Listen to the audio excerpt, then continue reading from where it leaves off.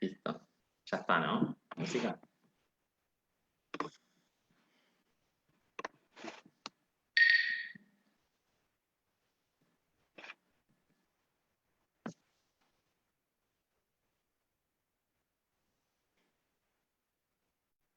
Como para empezar. Adelante, vale. Bueno, bienvenidas y bienvenidos a todos. Como saben, nosotros formamos parte del espacio Leonardo Fabio. Nuestra meta viene a ser, como espacio, impulsar y fomentar la cultura nacional y a su vez la latinoamericana. Bueno, hoy en la fecha vamos a hablar del director Leonardo Fabio. Lo que sí, esto es una charla, esto se va a convertir como en una charla. Las preguntas pueden ir haciéndolas y dejándolas en el chat, hacia lo último las leemos, o si no, ya a lo último les habilitamos el micrófono y preguntan. Bueno, Lucas, cuando quieras. Bueno, buenas tardes a todos y a todas. Me presento, yo soy Lucas Patrignani. Voy a estar dando la sección de la contextualización histórica. Como les contó Brenda, somos parte del espacio de participación audiovisual Leonardo Fabio. Decidimos arrancar este encuentro con un recorrido histórico por el cine nacional. Nos parecía pertinente, va a ser la primera parte de este encuentro, después van a seguir los otros compañeros y las otras compañeras para contarles sobre Fabio y sobre otras cosas. Así que bueno, vamos a arrancar. Preparé una presentación de PowerPoint para guiarme a mí también y para guiarlos a ustedes.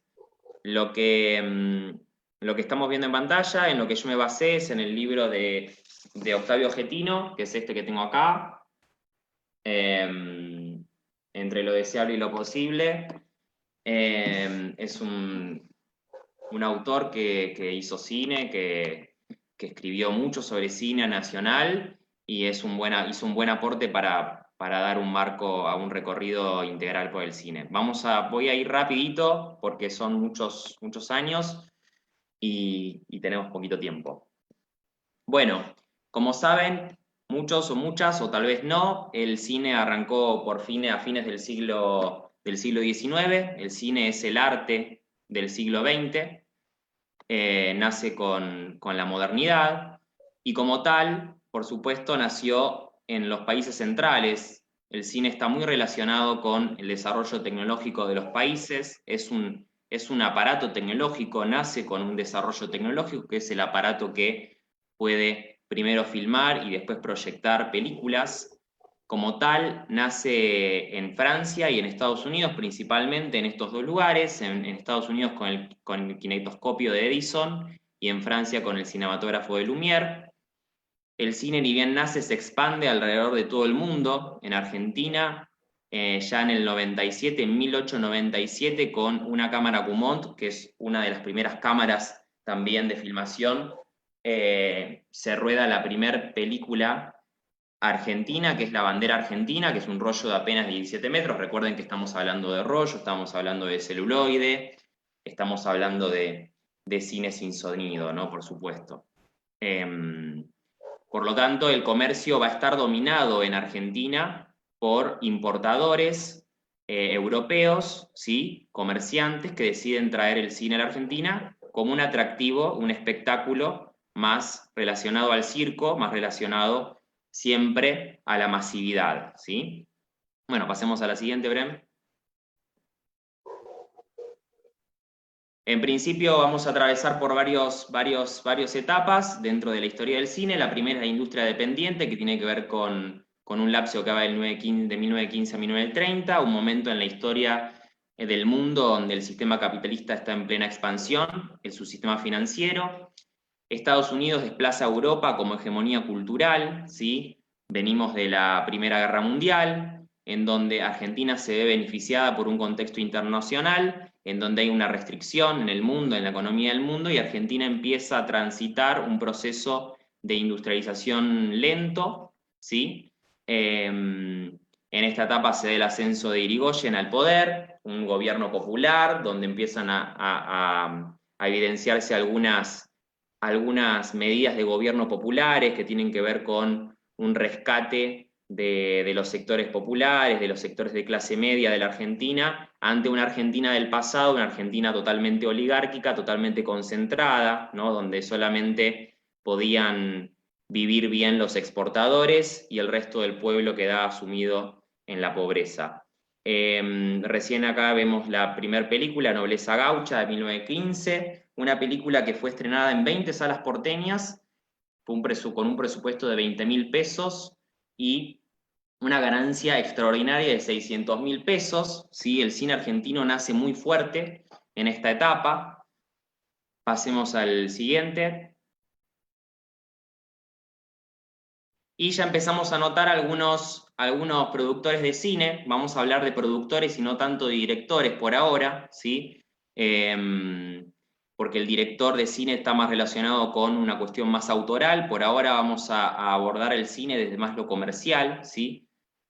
Y algunas frases como la de Negro Ferreira, que dice: lo que necesitamos es un poco más de cariño, de celo y menos olvido o desprecio por lo nuestro. Ya empezamos a evidenciar algunas lecturas de algunos productores que empiezan a rescatar y a marcar la necesidad de que haya protección de la industria, protección de lo nuestro, protección de lo propio. Pasemos al siguiente.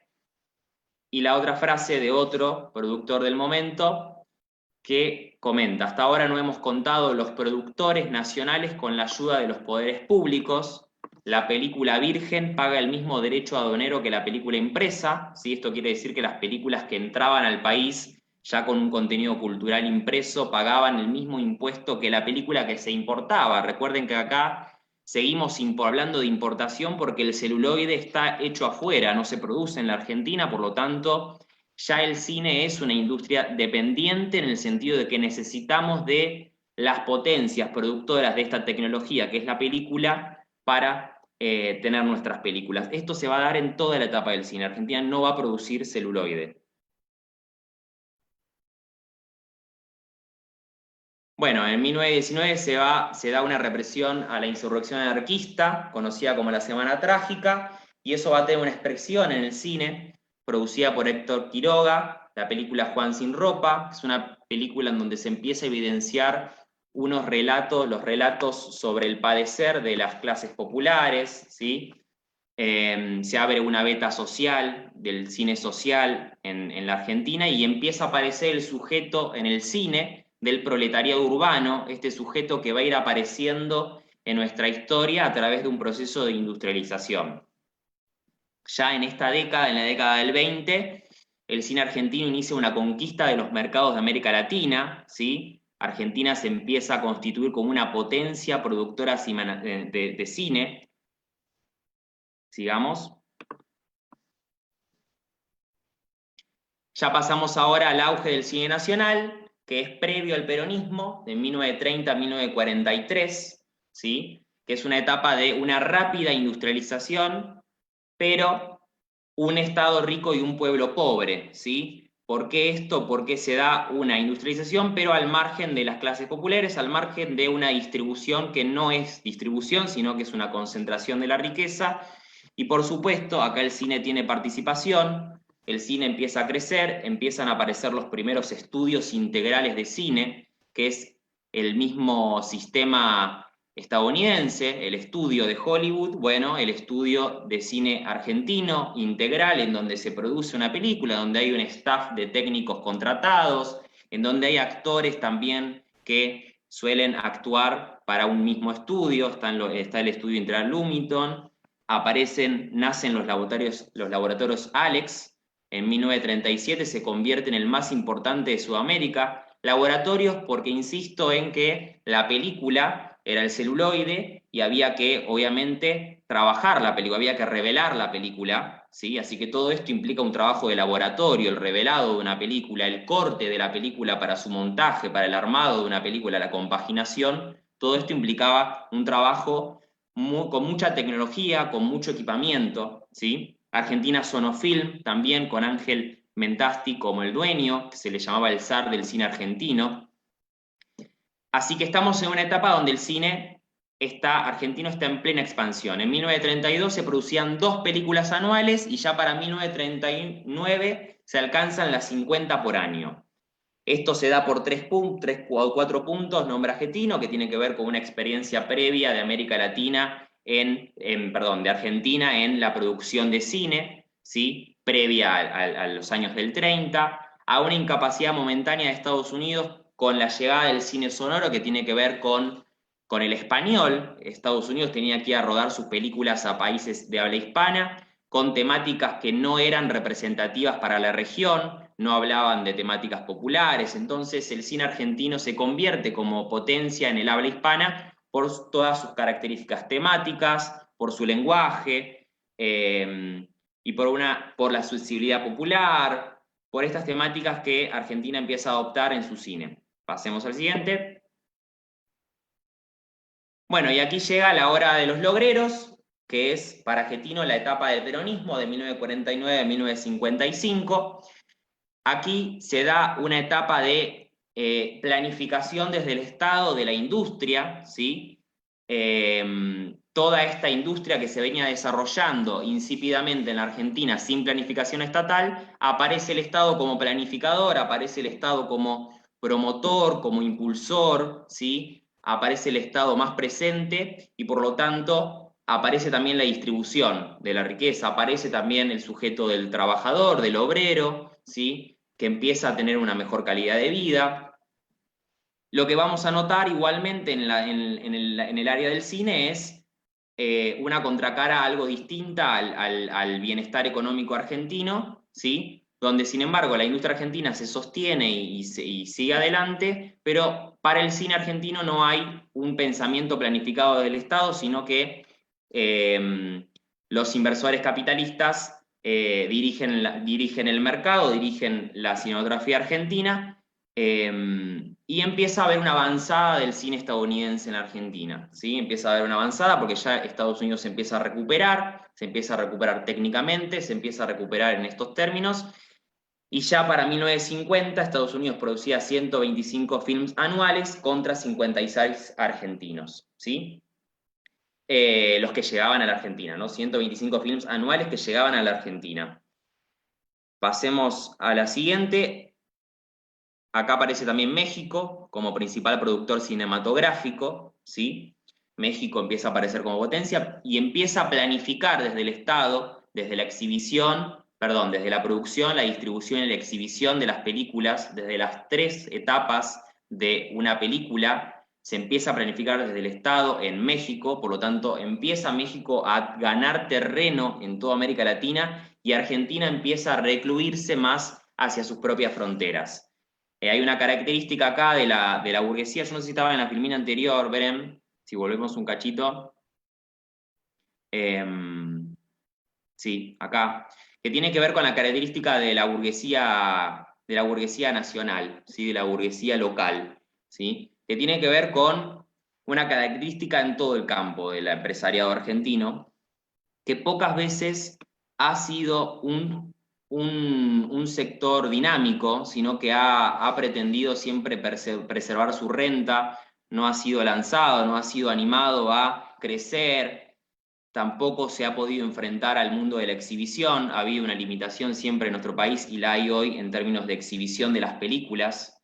Esta limitación implica de que la exhibición está en manos de las empresas exhibidoras, es decir, que la cadena no la tiene completamente el productor, sino que el productor vende su película, se asegura su ganancia al vender su película, después la distribuidora compra esa película, la distribuidora es la que se queda con la mayor ganancia y por lo general la distribuidora después le vende a la exhibidora o la distribuidora y la exhibidora forman parte del mismo equipo económico y el productor se queda contento con su ganancia, pero no tiene la cadena completa. El que se queda con la torta principal es el comerciante, que es el distribuidor, ¿sí?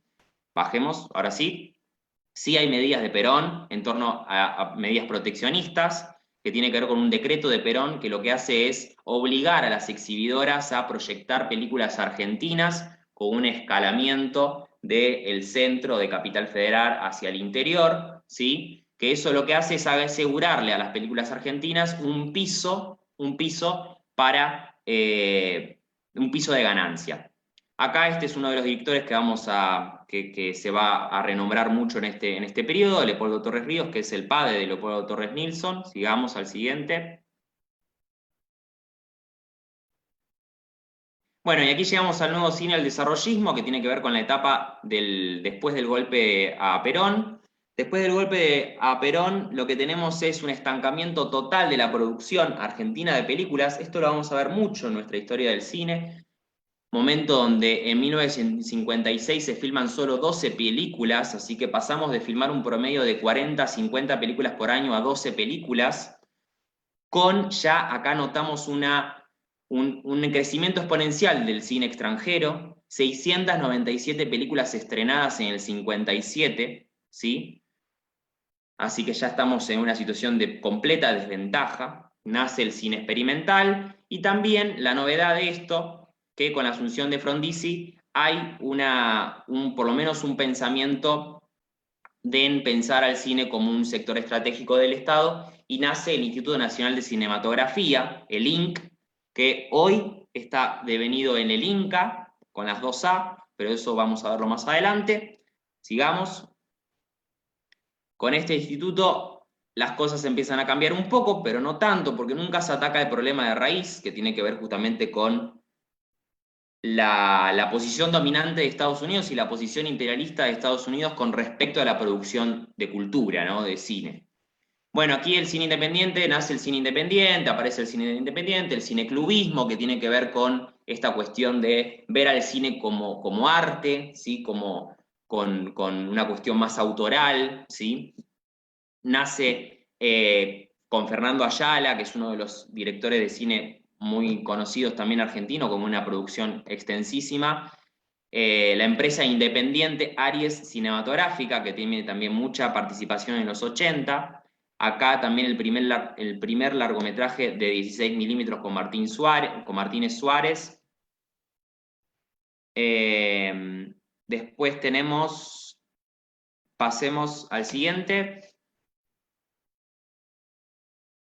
El grupo Taller de Cine, nace el grupo Taller de Cine de 1950 en adelante. Ya empezamos a vislumbrar un poco la organización de los que hacen los productores de cine, ¿sí? Que empiezan a pensar políticamente al cine. ¿Qué quiere decir esto? Al cine como necesidad de cuidarlo, necesidad de acompañarlo desde el Estado, necesidad de pensar desde una cultura local para la liberación nacional del yugo del imperialismo, ¿sí?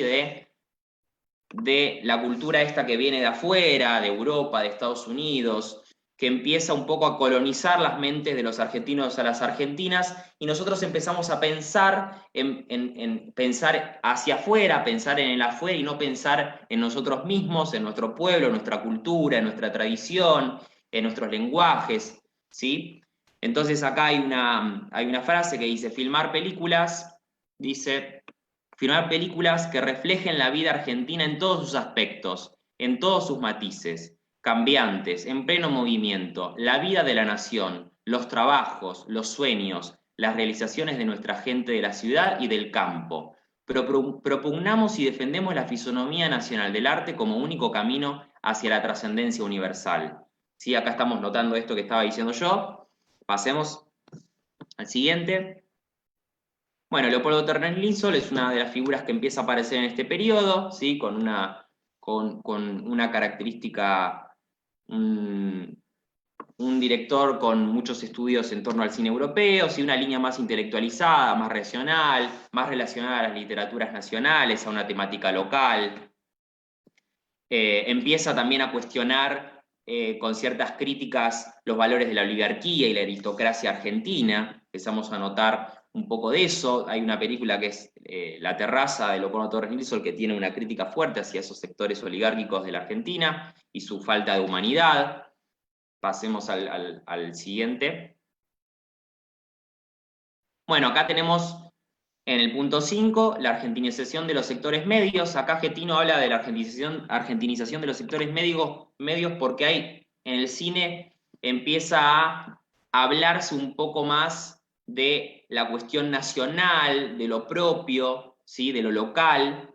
desde las relativas de la clase media. Recuerden siempre que el cine es costoso, implica grandes desembolsos económicos, así que no todos pueden hacer cine y los que mayor parte acceden a hacer cine es la clase media, y hay como una retoma de conciencia, ¿sí? Y una búsqueda de esa nacionalidad, de esa identidad nacional desde las clases medias que hacen cine, ¿sí?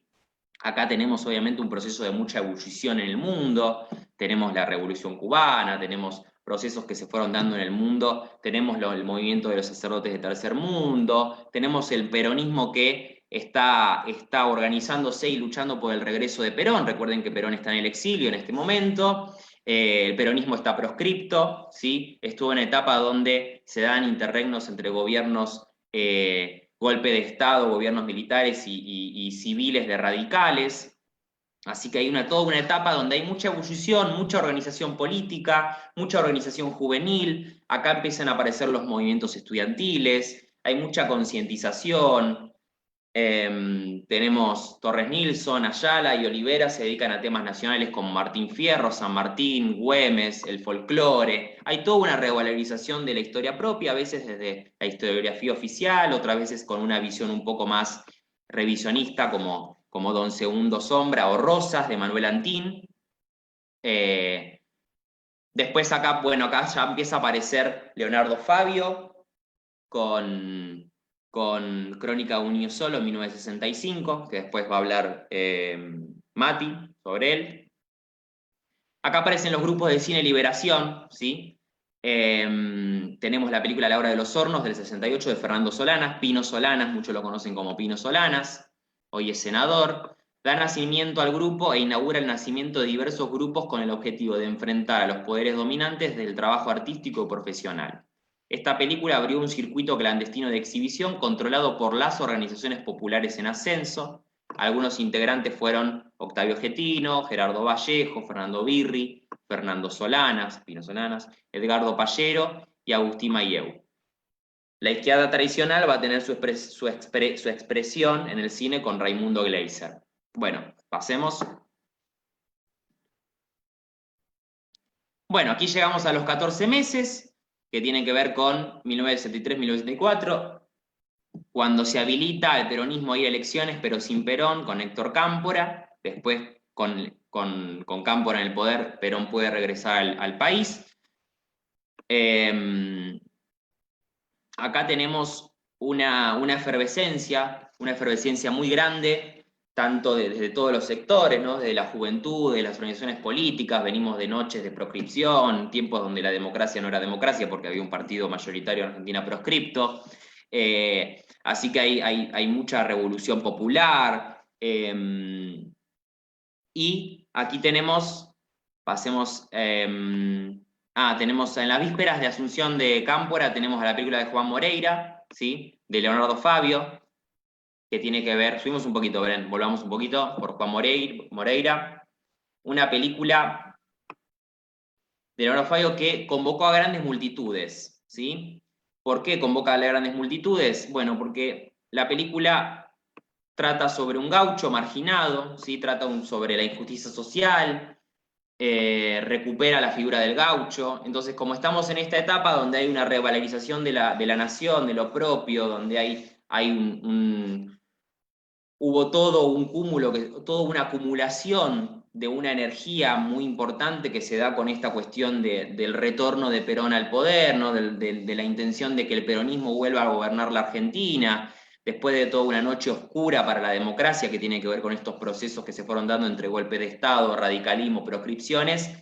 Entonces esta película irrumpe en la escena, en esta escena, y domina las pantallas, ¿sí? Aparece una explosión en boleterías, después también aparece La Patagonia Rebelde, una película de Héctor Olivera que trata justamente sobre ese hecho histórico, producida por Aries, que es otro éxito de boletería.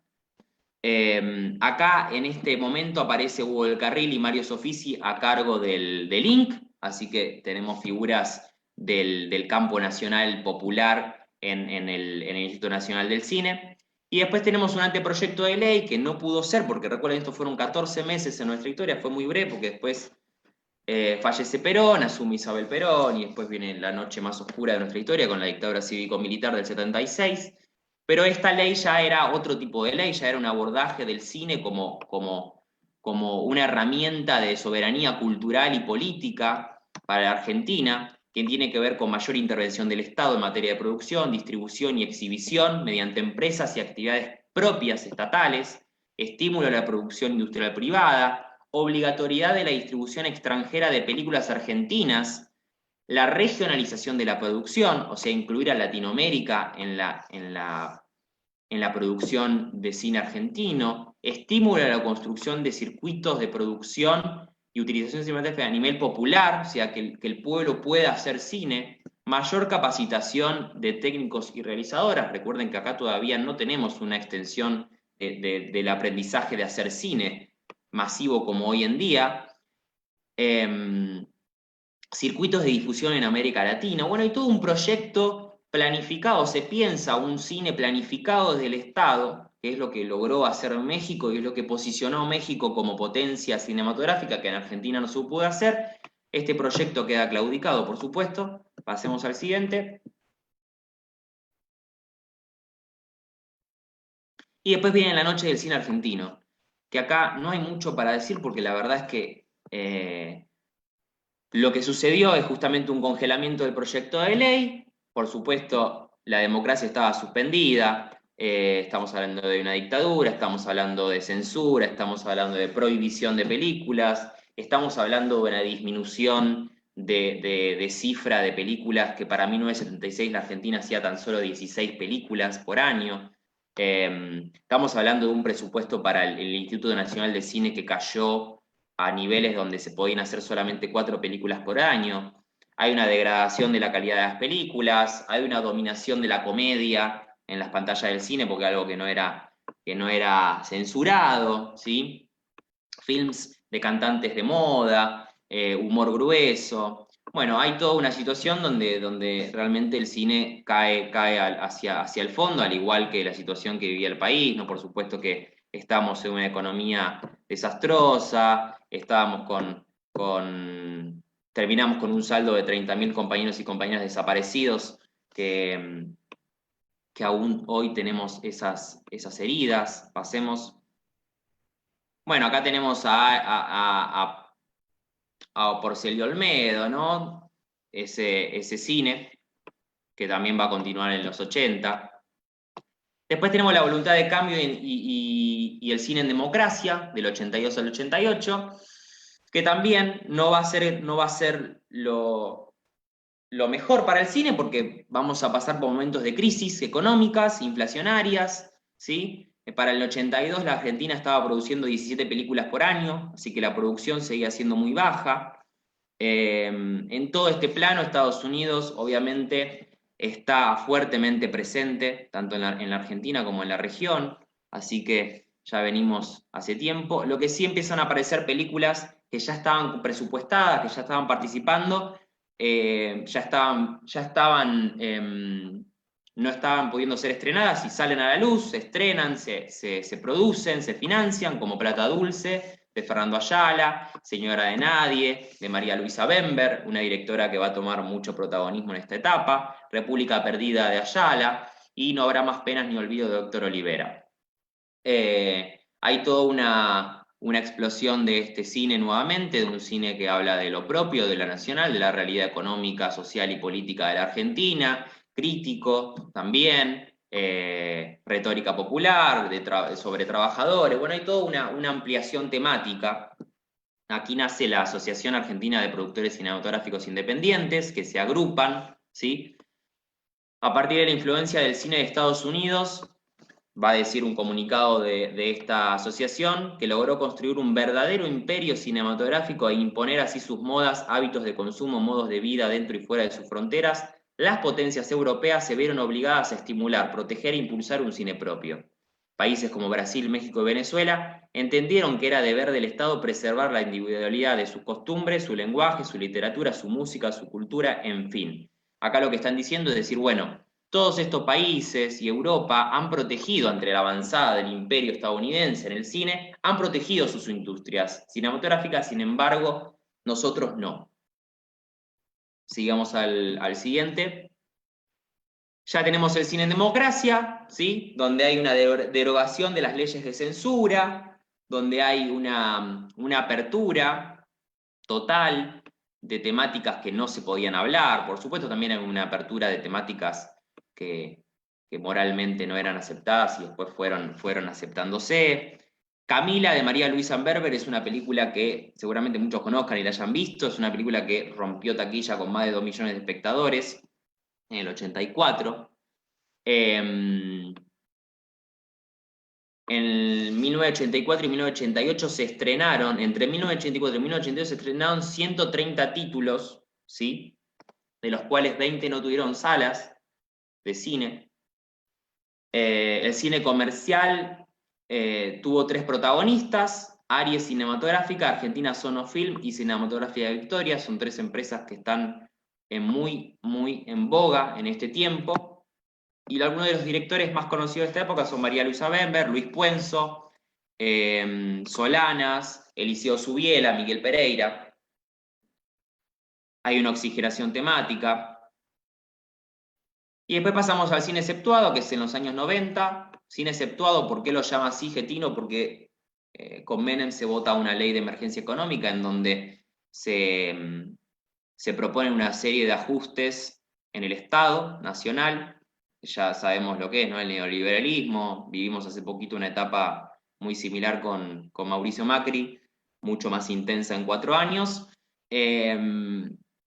Y el cine fue exceptuado. Esto hubo un reclamo de las organizaciones de cine, ¿sí? Le pidieron a Menem que exceptuara el cine del ajuste, y Menem aceptó, así que el cine quedó exceptuado de ese ajuste. Por lo tanto, el cine argentino siguió produciendo, pero por supuesto los vaivenes económicos y las limitaciones económicas siempre están más allá del Instituto Nacional del Cine. Nunca hubo medidas fuertemente proteccionistas hacia el cine, ¿sí? Hacia la protección de lo nuestro, en el sentido de restringir el ingreso de películas extranjeras, de obligar a las exhibidoras a una cuota de películas, determinada cantidad de películas en salas, de que se respete esas leyes. Aquí hay una eclosión de lo que son los foros del espacio audiovisual nacional, que es algo que por eso nuestro espacio tiene ese nombre, en donde se empiezan a trabajar este tipo de temas que tienen que ver con la legislación, con interés de renovar la legislación argentina, de proteger a nuestro cine. Pasemos al siguiente. Bueno, y así termina este breve recorrido histórico. Fue muy breve, fui rápido, fui fugaz. No sé cuánto tiempo duré, espero que no hayan pasado demasiado el tiempo, me parece que me pasé. Pero lo que queremos dejar como conclusión es que el cine está totalmente relacionado con los procesos políticos, económicos y sociales de nuestro país, ¿sí? Así que no podemos entenderlo de otra forma que es haciendo un recorrido por nuestra historia. El cine es el cine es una industria, así que también está muy relacionado a los proyectos económicos y la planificación del Estado en torno a su diagramación económica. Y a su vez es una producción cultural, así que tiene que estar protegida y tiene que estar cuidada por el Estado, porque si no pasa lo que nos pasa hoy, que es una gran cantidad de títulos extranjeros de países, de Estados Unidos principalmente, que no tienen que ver con nuestra cultura, no tienen que ver con nuestros lenguajes, con nuestros hábitos, con nuestras costumbres, con nuestros paisajes, sino que tienen que ver con otras narrativas, con otras cosas que no son propias, y que esto afecta, por supuesto, a la construcción de nuestro sentido colectivo, de nuestro sentido de nación, de nuestra identidad como pueblo. Así que bueno, pido disculpas por la extensión, imagino, no sé, Bren, cuánto me pasé, pero habíamos tratado Nada, de... no hay problema, estuvo Bueno, interesante. Bueno, eh, gracias Lucas. Y dale. ahora vamos con el video de las compilaciones de Fabio.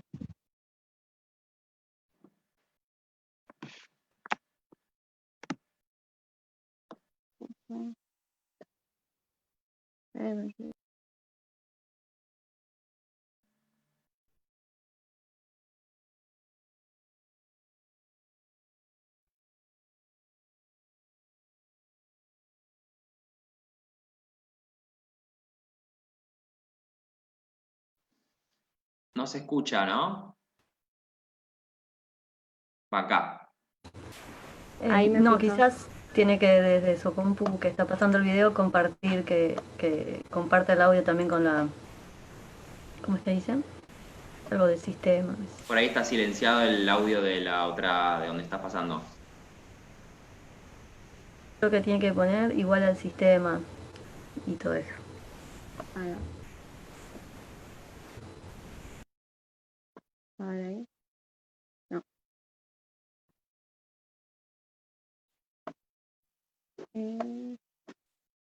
A ver. ¿Puedo ayudar acá?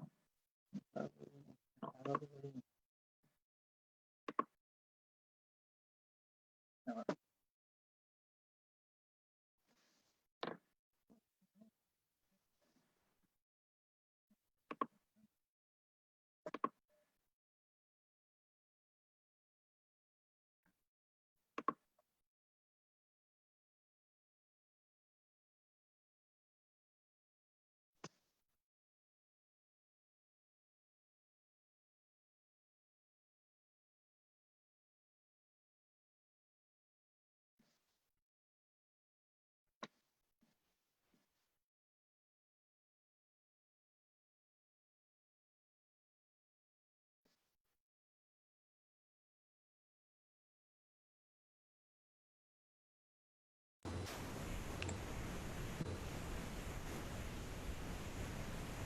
El director y ahora después lo pasamos. ¿Cómo?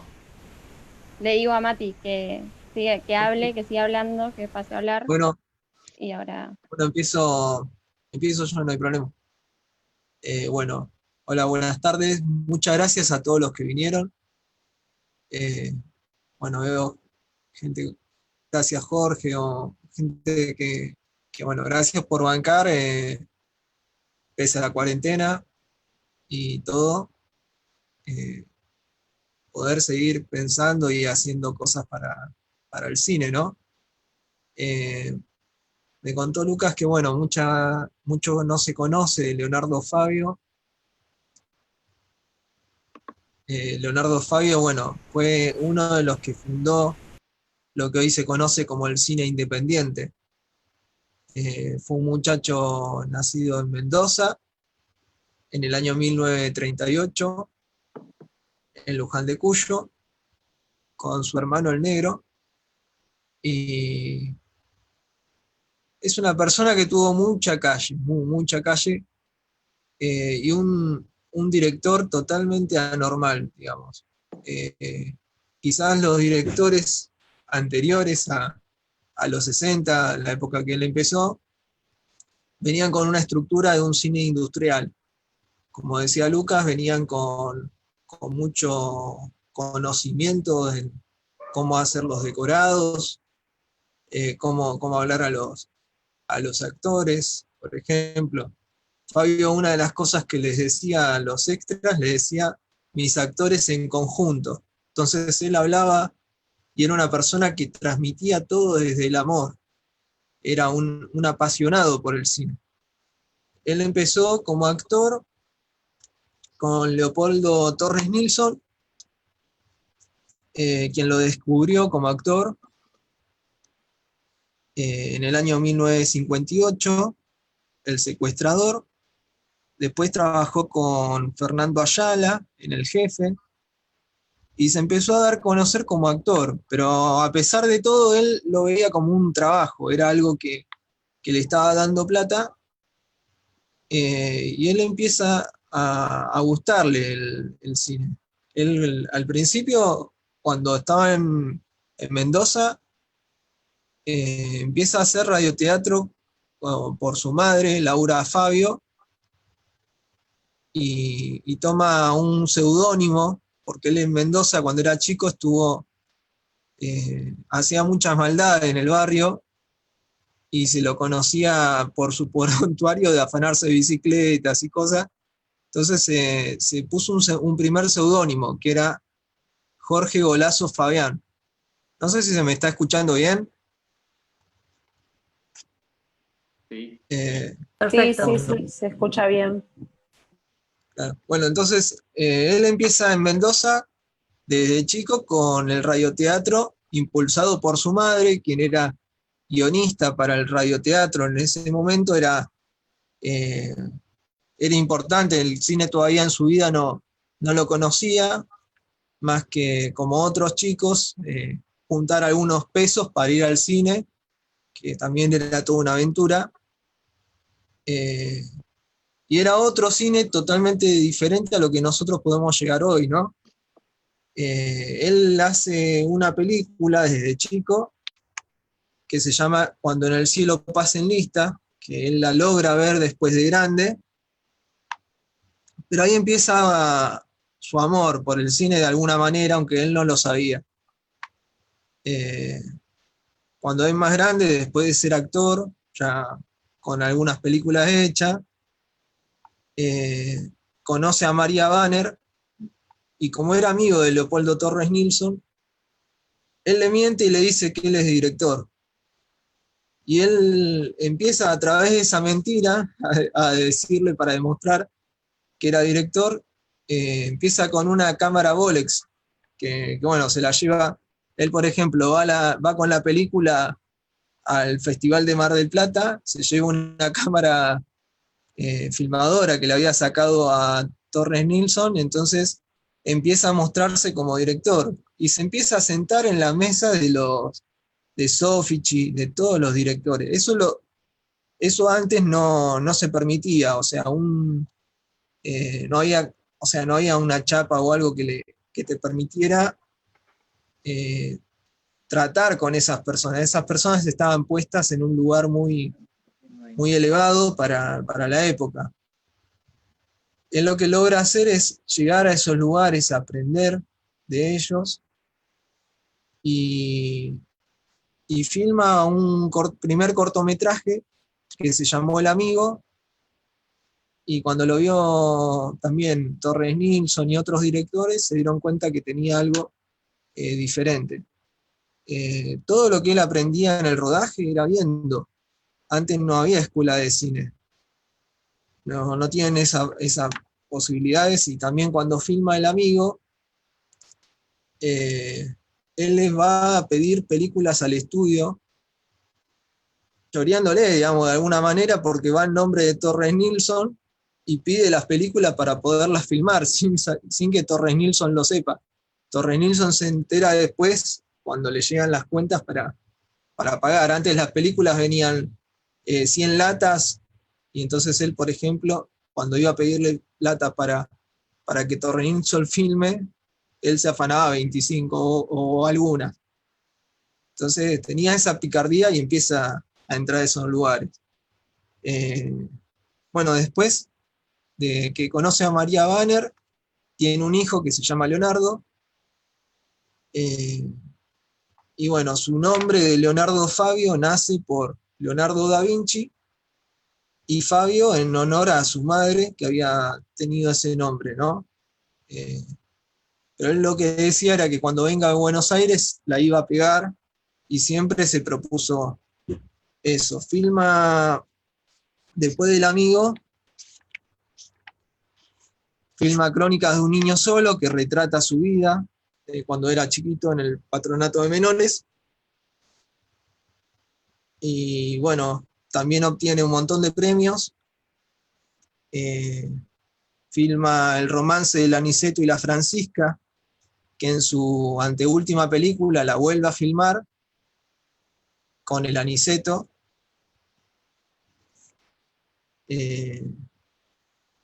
También filma El Dependiente, y cuando filma El Dependiente, él en un momento, lo cuento más que nada porque me parece más interesante contar los momentos como él, como persona y en rodaje, ¿no? En El Dependiente cuentan historias que él, por ejemplo, en los rodajes ponía música clásica, y los rodajes de él tenían como una cierta magia, no era el silencio que se suele tener para las grabaciones. Capaz que en las escuelas de cine, viste, siempre nos enseñan a tener silencio, a que no se puede silbar, o no sé, no, ahora guarden los celulares, viste, pero en esa época era totalmente, y él ponía como un clima, siempre en los rodajes, las personas que trabajaron con él, como que él te contaba un sueño. Y bueno, en 15 minutos de esa película, él, o sea, en lo que fue un momento que todos se relajaron, él se fue abajo de un árbol y compuso Fuiste mía un verano. Después de que él hace esa canción, alguien lo escucha y le dicen, pero Leonardo, vos tenés que cantar. Y él empieza su vida como cantante. Todos creemos que él empezó como que él ya venía siendo cantante o se confunden. Pero el dato histórico dice que yo estoy guiándome por un libro y por dos películas que les comparto, que estarían buenos que la vean, no sé si quieren anotar, que la filmó su hija. Se llama Había una vez un mago. Salomé Jurí filma una película donde ahí todos los que laburaron con él cuentan sus anécdotas, ¿no? Y esa película también fue hecha durante su anteúltima película en Aniceto, que fue filmada con Piquín, el bailarín. Él logra hacer su película que fue filmada, la vuelve a filmar como una remake, pero pasada a ballet. Bueno, con Juan Moreira, que mencionaba Lucas, él tiene la opción de ganar un Oscar, pero lo rechaza para que la ley de cine se cumpla. Él podía haber sido el primer argentino en ganar un Oscar y se niega a eso para que sus compañeros que estaban acá puedan lograr tener una ley de cine o que hoy se desarrolle el Inca como se estaba pensando. No sé si estoy muy bien como lo estoy contando. Él estuvo exiliado por ser peronista, pero él se considera un cineasta que era peronista, digamos, pero porque era parte de su corazón, o sea, no, él era un tipo popular. También hay muchas anécdotas donde se lo cuenta como él rezando en medio de los rodajes, o una persona que comía con los técnicos, o sea, no es que tenía un buffet o algo aparte, una persona bastante cercana. Un laburante, él se considera un trabajador de la cultura, ¿no? Alguien que quiso dejar algo, se preocupaba mucho por los jóvenes, porque los jóvenes tengan una continuidad en el cine, que él siempre soñaba con filmar una película de San Martín, porque veía que los jóvenes habían olvidado de los próceres. Y bueno, de él se hicieron dos monumentos, uno que está en Mendoza, que es el Fabio de Oro, y acá en Buenos Aires tenemos en Quilmes el Fabio de Hierro, que hay una película que cuenta todo en documental, cómo fue ese momento, que fue hecho por los jóvenes que tuvieron en el espacio Leonardo Fabio. Y bueno, se hizo un proyecto comunitario con un escultor y se habló en la municipalidad para bueno, con chatarra que donó la gente del barrio, hacer con un grupo de escultores, hacerle un monumento a él. Cuando Leonardo muere, antes de morir, deja todas sus pertenencias que hoy están en el Museo de Leonardo Fabio en Avellaneda, y ahí podemos, cualquier persona, si no estuviésemos en cuarentena, puede asistir a ver sus discos. Ahí está un cuadro donde él recibió un Oscar que no pudo ir porque si iba a recibirlo lo metían preso, pues estaba exiliado. Así que bueno, es una persona que nos deja un legado enorme para seguir soñando, para seguir creciendo, que fue amigo de Eliseo Subiela. Él tenía una generosidad enorme. Él, cuando ya era grande, no podía ir a ver las películas de Eliseo Subiela, pero le decía a la prensa que había ido a verlas, ¿viste? Que lo recomendaba que vayan. Entonces, esa generosidad que hoy en día los directores, capaz que uno lo ve y no. El hijo de Ortega lo iba a ver. Él tenía una oficina en la calle Uriburu al 600, donde iban estudiantes de cine, gente que quería, y él los atendía, no tenía problema. Y guardó todas sus cartas hasta los últimos días de cada uno de los estudiantes de cine que podían ir. Así que bueno, nada, básicamente eso, no sé si... Gracias por darme este espacio también y por proponerme hablar un poco de Leonardo Fabio. Ahí voy a probar con el audio a ver si se escucha. Podemos ver el video.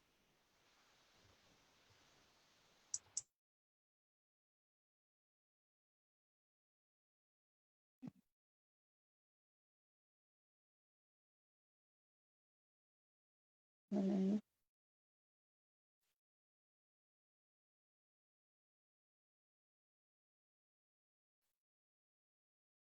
No, no. Bueno, no sé qué pasa que no sale el audio. ¿Querés ¿Cómo, mandarme Lucas? ¿Querés que lo comparta yo? Dale. Bueno.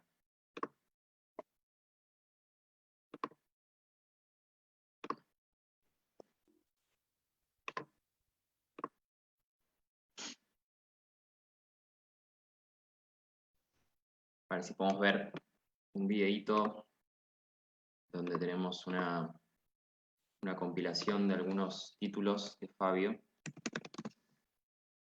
y después un discurso que dio.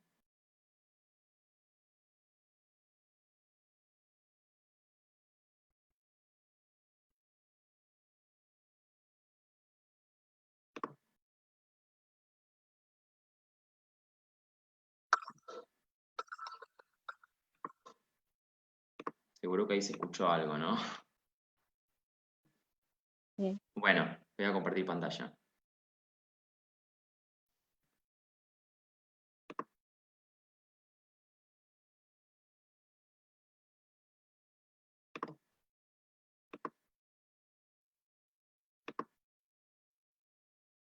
¿Lo ven todos? Sí. Ok.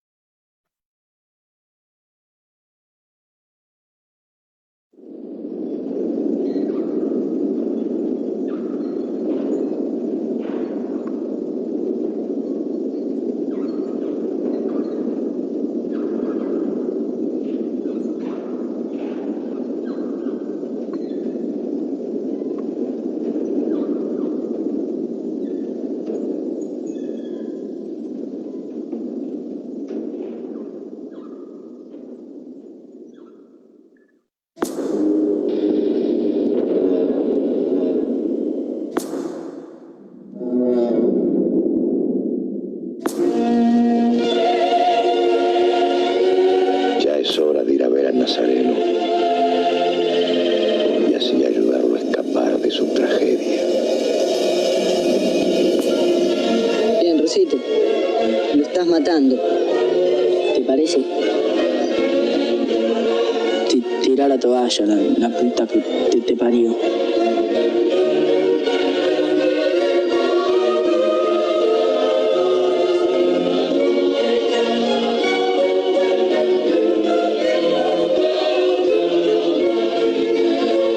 Charlie Bronson. Sos igualito.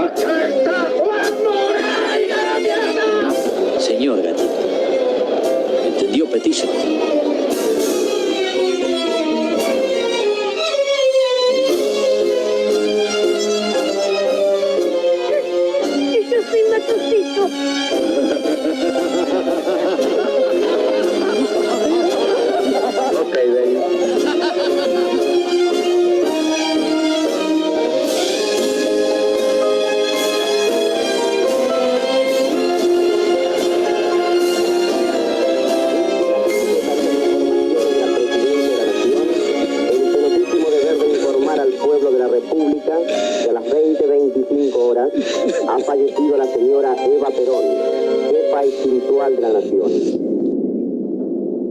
Es una porquería. Usted es la manzana podrida, usted me lo corrompe a todos.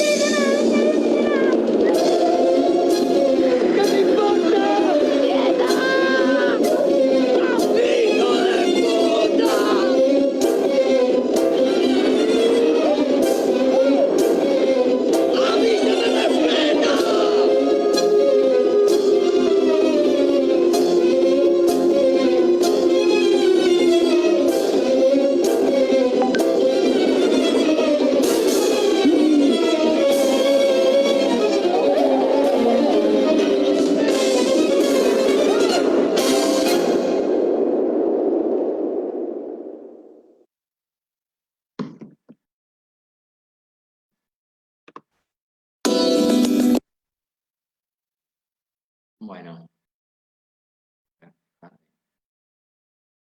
ya que estamos, comparto el otro. No, esperen que lo preparo antes. Que tengo que prepararlo. Mientras tanto, Mati, ¿querés contar un poco lo que vimos? Sí, bueno, ahí estuvimos viendo un video que se le hizo en homenaje a él por su trayectoria de la Casa Rosada durante el gobierno de Cristina Fernández Kirchner. Pero estamos viendo parte de lo que fue Aniceto, Gatica, como una cronología de toda su obra en poco tiempo, ¿no? Esto se hizo, lo que no hablé, bueno, de la última película de él, fue también Sinfonía de un Sentimiento de Perón. Y bueno, él hizo un primer documental que nunca había hecho, eso no lo conté.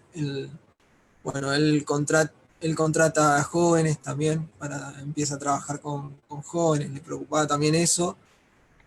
Y bueno, hace también una película de Perón. eh, y bueno, y él era eso, no era la pasión, era un sentimiento, digamos, por amor al cine. Y ahí él tenía todas sus pasiones. Él era su obra, digamos, como que en cada obra suya quedaba un pedazo de él. Y bueno, es como Esto que que no. hablábamos del cine de autor, ¿no? Tiene mucho del cine de autor y también muy imbrincado con un cine que también busca una masividad, ¿no? Una popularidad.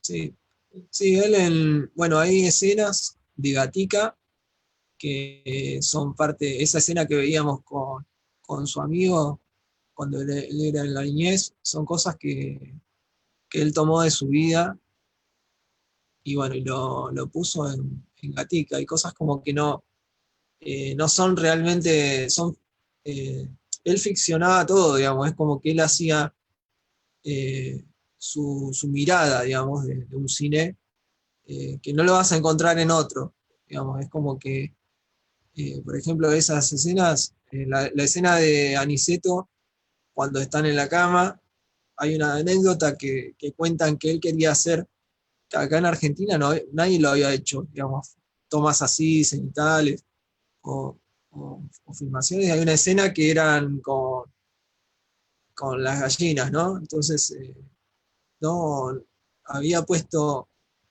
eh, gallinas en el set y las gallinas en un momento se tenían que mover en una de las filmaciones, no me acuerdo bien, me parece que me estoy confundiendo. Edgardo Nevia lo contaba, así que debe ser Gatica. Mm. Y dicen que él quería lograr un efecto que no se podía hacer y él se calentó y empezó con una escoba a hacer el efecto para que se vuele la gallina. Tenía esas cosas bien, viste, que no es que hoy estaban pensando en Hollywood, en otras cosas, el tipo es como el primero que empezó desde un cine totalmente de autor, pero que eran ideas que él tenía, iba y lo hacía, digamos, ¿no? Claro, de autor, pero que también trabajaba temas populares, ¿no? O sea, Gatica, Sinfonía de un sentimiento, que decíamos ahí el documental sobre el peronismo, que son en 3 partes, que es una joya también. Crónica de un niño solo, que también Crónica de un niño solo es un poco su infancia, ¿no? Parte de su infancia. Sí, él era, bueno, sí, era como un autorretrato, digamos, de su obra. Cada una de las partes de sus películas es un retrato como de su corazón, digamos, su ternura, ¿no? De cómo él, por ejemplo, él su infancia no lo cuenta como algo malo, sino que él como que le fue una gran experiencia para después todo lo bueno que él recibió. Entonces como que, su amor por Perón va desde un libro de Botón Tolón, que bueno, él recibió, yo tengo uno, el libro de Botón Tolón, que él recibió un libro como primer juguete cuando estaba en el patronato de menores, y bueno, él también como que empieza a conectarse con la sinfonía de ese sentimiento, no con el partido, sino con ese sentimiento que le genera haber conocido a Perón. Él lo conoce en el año 72, después él hace un show en España y se entera que Perón estaba ahí, entonces él le invita a su show, y Perón envía a 2 personas y le dice que lo disculpe, que el general no podía verlo, que si podía ir al día siguiente Leonardo a su casa. Y Leonardo, obvio que va, tiene una charla y hablan un tema en común, que es las gallinas, las cosas del campo, porque Fabio lo que decía era de que él no podía hablarle de política porque Perón lo iba a superar totalmente, y él era un artista, él no estaba preparado para la política, nunca se metió en ningún puesto ni nada, porque él consideraba que él tenía que ser un artista. Entonces, ¿qué le iba a hablar? Y hablaron de cosas del campo, que los dos conocían.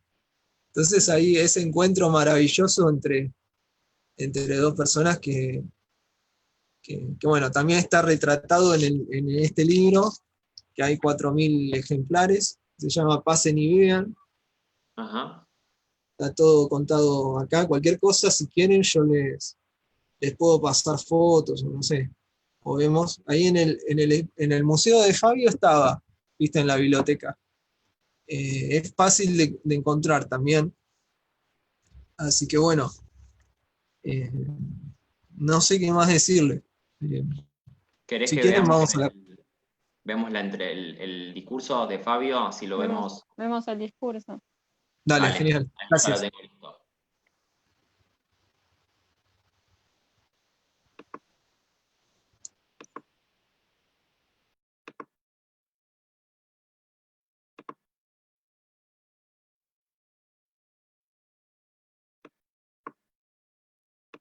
Menos mal que no se piensa con los pies.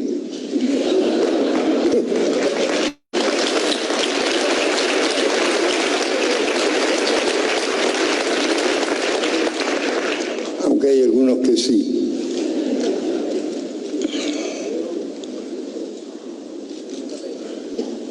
Uno la ve tan frágil, tan bonita, y parece mentira que tenga esa fortaleza de titán para enfrentar estos vendavales de mediocres, mezquinos y angurrientos que tanto pululan. Claro que ella camina confiada, porque la custodia, el amor hacia la gente, es el alma más poderosa que puede tener el ser humano. Yo le agradezco a Dios que me haya permitido ver esta etapa de mi país que nunca pensé en llegar a ver. porque yo conocí la etapa de la primavera, cuando brotaron todas estas cosas, que parecía imposible que se repitiera. Además, ella va muy confiada al frente porque sabe que va rodeada de los humildes, de los que no hacen barullo, pero sí tienen una capacidad muy grande de amar y de mantener en su memoria aquellos que nos traicionan. Yo estoy feliz como cuando andaba de pequeño en mi pueblo, desnudo, corriendo en el río con mis amigos, feliz como en esa etapa. Además, logro permanecer en silencio en mi estudio, pensando, sobre todo cuando me quedo trastabillando en una nueva escena para una nueva película, un nuevo sueño. Y medito en toda la gente que deambula por la calle, en toda esa gente que va confundida por la desinformación, por la mala intencionada de la desinformación, por la desinformación. Pero a la vez digo que Dios sabe lo que hace y es justo. A los grandes mentirosos también los vemos hacer el ridículo en los teatros como corresponde. Mis mejores deseos para todos ustedes, que todos tengan una hermosa vida. Muchísimas gracias, señora presidenta. Muchísimas gracias, señor gobernador. Muchísimas gracias, presidenta del Instituto Nacional de Cinematografía. Muchas gracias. Gracias.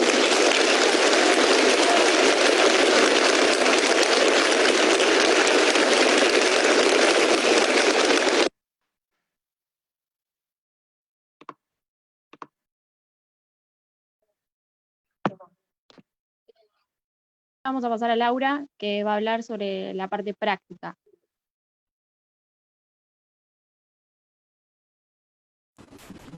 Bien, hola, buenas tardes a todos. Gracias por estar acá un domingo y dándonos su tiempo.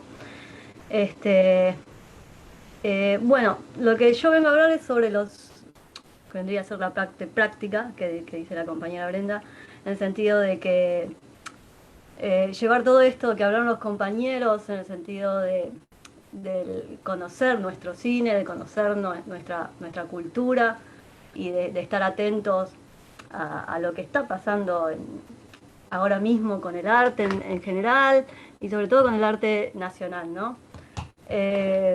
Entonces, en base a esto, lo que yo vengo a proponer, quizás, o lo que venimos a proponer, es que empecemos a darle bola, por lo menos porque ya que en el sentido de que en los cines comerciales ya no hay hay abertura, pero no está todo el cine nacional que se llega a hacer, o sea, el cine independiente, en el cual hay muchas películas que se hacen que no llegan a estrenarse en cines comerciales.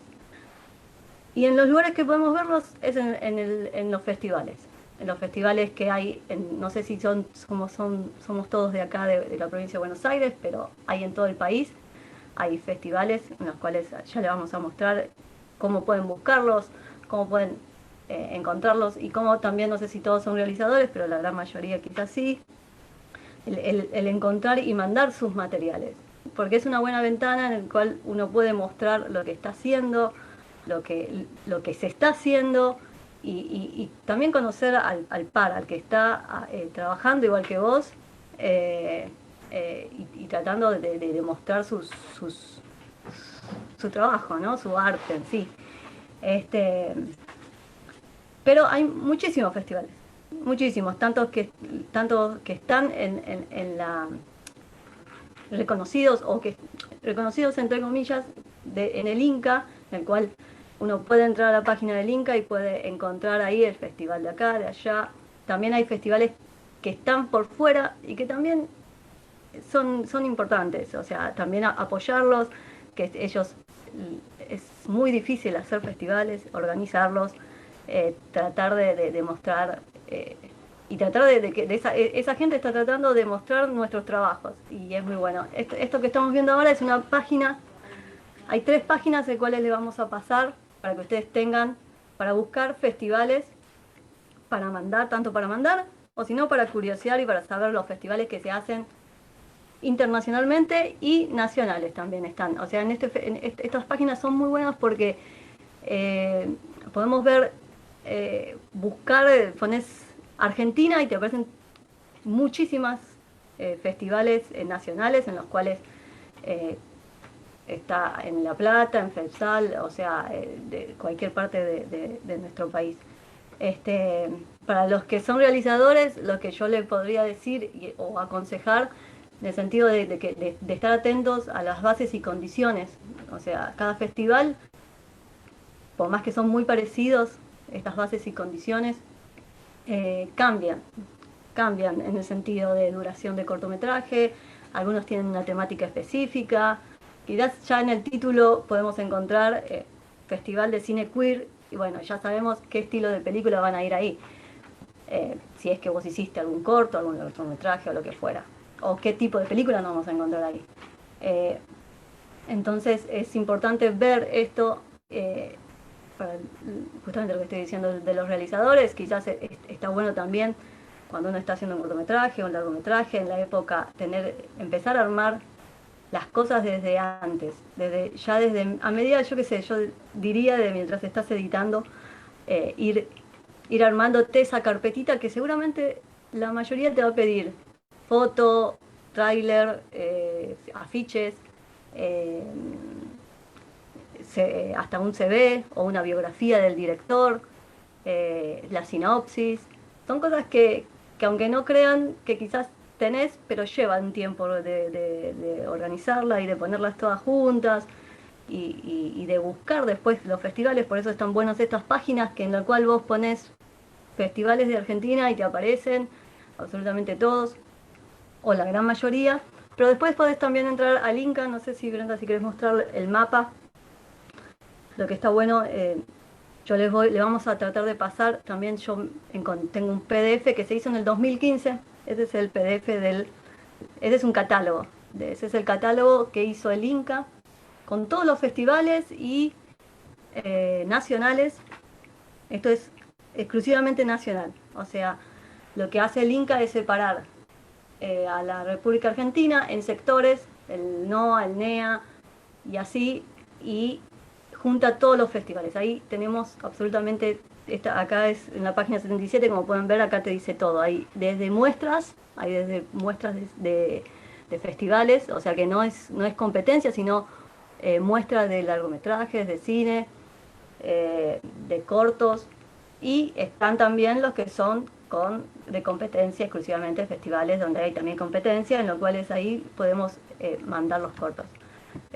Lo que creo que es importante darle bola a esto es en el sentido de que podemos, bueno, ahí está el mapa que les digo cómo se para. Esto no es, yo lo que pude ver es que no está actualizado. No sabemos por qué, pero un poco sí, pero en el sentido de que esto, lo último que se hizo fue en el 2015, estos 4 años no hubo mucha bola a lo que es el cine nacional o la cultura, en el sentido de promover los festivales, de ayudar a los festivales, porque eso es lo que quizás favorece el inscribirse como festival en el Inca, es que el Inca quizás te ayuda desde muchas cosas, desde la promoción, desde otras cosas, un circuito que se arma bastante copado y se puede mostrar. Pero bueno, es interesante para tenerlo como punta, ¿no? Si te gusta el cine, tenés esto y podés ver, bueno, yo vivo en tal lado y bueno, tengo el festival acá, tengo un festival que se va a hacer como pueden ver, te dicen qué fecha se hace, están los contactos, tenés hasta número de teléfonos, página, todo, y es muy completo, y eso está muy, muy bueno para tenerlo y para que sea como una guía T. Quizás algunos festivales se pudieron mantener, otros quizás no tanto, pero siempre quizás un año o dos no están, como por ejemplo el festival de Esteban Echeverría.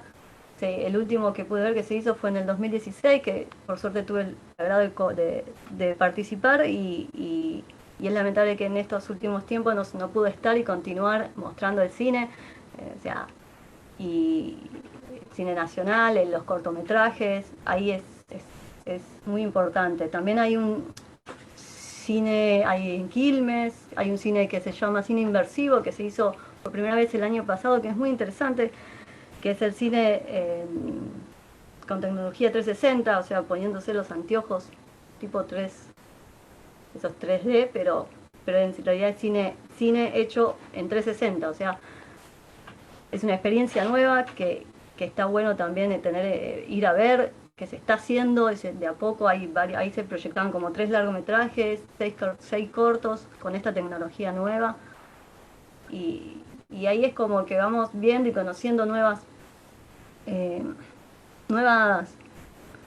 cosas que se están haciendo, ¿no? Quizás es bueno mostrar lo que se está haciendo. Por eso también en la página de Instagram de Leonardo Fabio, no sé si todavía está el link, nosotros habíamos armado de unos festivales que estaban trabajando de manera online y pasaban los cortos, las películas de forma online.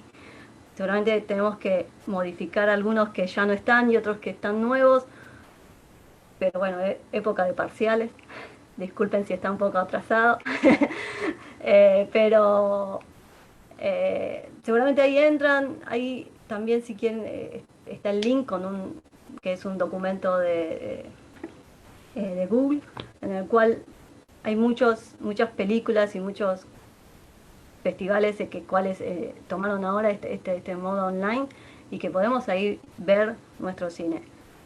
Como decían los compañeros, es sobre todo la parte histórica, en la cual se fue como bajando la cantidad de cine, la cantidad de tener la posibilidad de ir a un cine y elegir una película argentina. Quizás vos vas un fin de semana para elegir una película y no la tenemos, ¿no? Entonces terminás viendo otra cosa.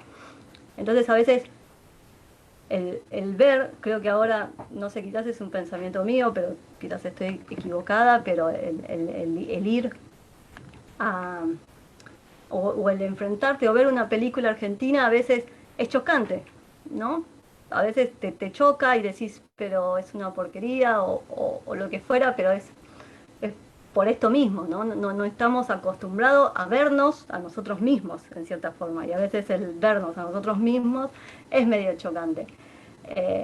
Entonces tenemos que tomar la tarea de ir, ver, analizar, antes de criticar, ver, decir, bueno, no, está bien, pero bueno, la temática no me gusta, es una porquería igual.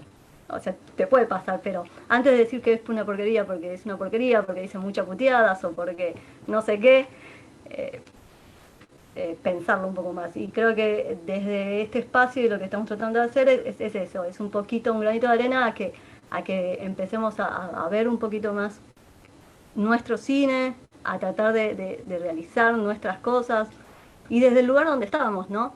Desde el lugar yo qué sé, nosotros acá en la provincia de Buenos Aires, en el conurbano bonaerense, ver lo que nos pasa a nosotros y tratar de contar desde ese lado, y porque a veces terminamos nosotros mismos también contando cosas que son más de un sector porteño o del centro o de clase media alta, y algo que no es nuestro. Y creo que también está bueno un poco el ir a ver los festivales, el vernos a nosotros mismos, y todo eso nos ayuda también a también construirnos como artistas. Y nada, recomendar eso a los que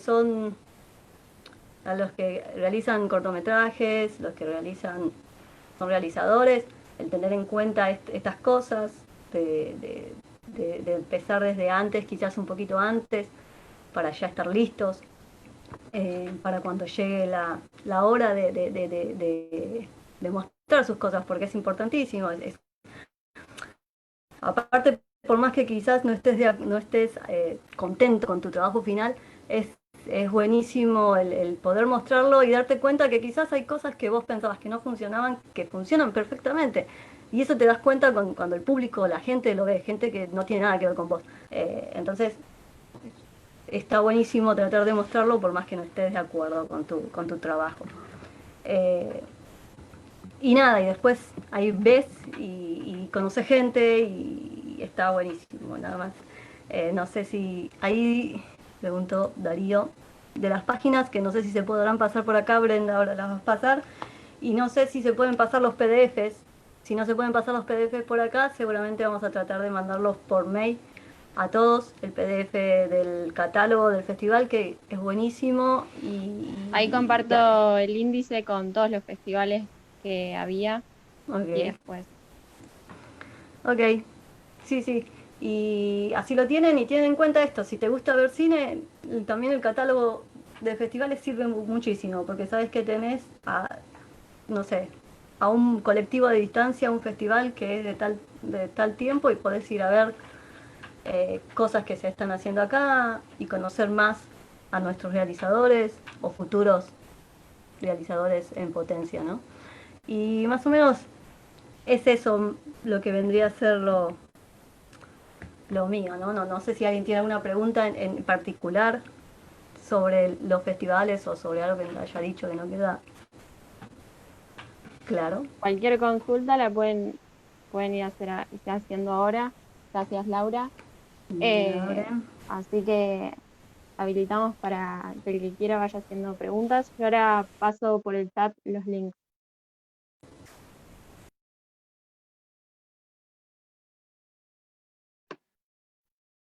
Hola. Bueno, la idea también es que todos y todas puedan preguntar, puedan hacer un compartir también alguna reflexión propia de ustedes que tengan, que se les haya ocurrido ahora o que la tengan de antes, sobre lo que venimos hablando, sobre los temas que venimos. No tiene que ser precisamente una pregunta, puede ser también un comentario que quieran compartir. Los micrófonos pueden activarlos cada uno y cada una desde sus casas, así que no es que tenemos que autorizarlos nosotros para que los activen. Así que nada, abierto a que pregunten de cualquiera de las partes que dimos, que si di yo, una parte de la que di yo, de la que dio Mati o de la que dio Laura. El esquema era en esas tres secciones para que cada uno pueda preguntar algo o reflexionar algo. Yo tengo una pregunta relacionada a Leonardo Fabio. ¿Cuánto influyó? Bueno, Matías lo definió como un tipo anormal, como que fue muy distinto su manera de trabajar.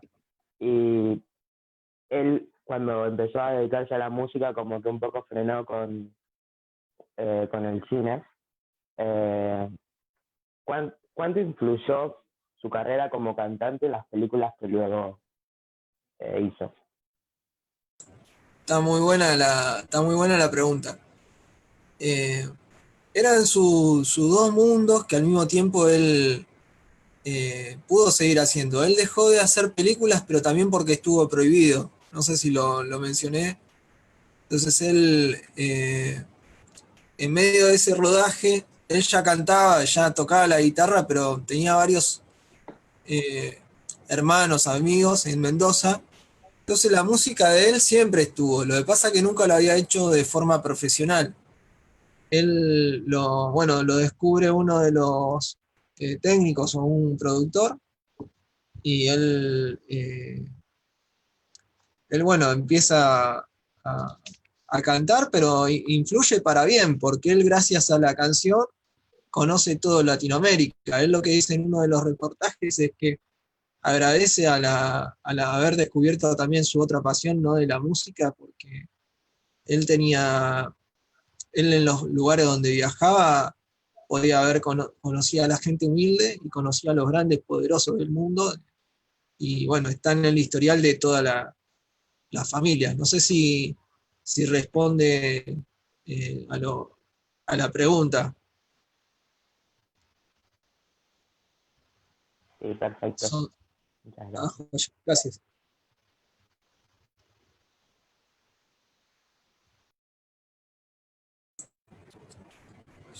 Hay preguntas. Algo que quería decir también,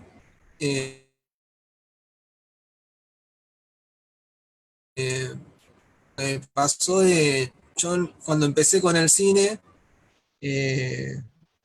un día me tomé o sea, me puse un saco que tenía, agarré un currículum y no sabía para dónde.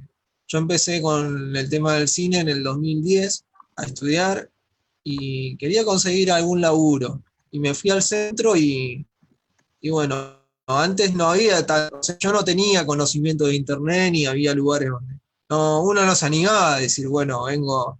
Y fui al cine Beaumont al lado y estaba en una oficina, y me atendió Salomé Jurí, quien es la hija de Leonardo Fabio.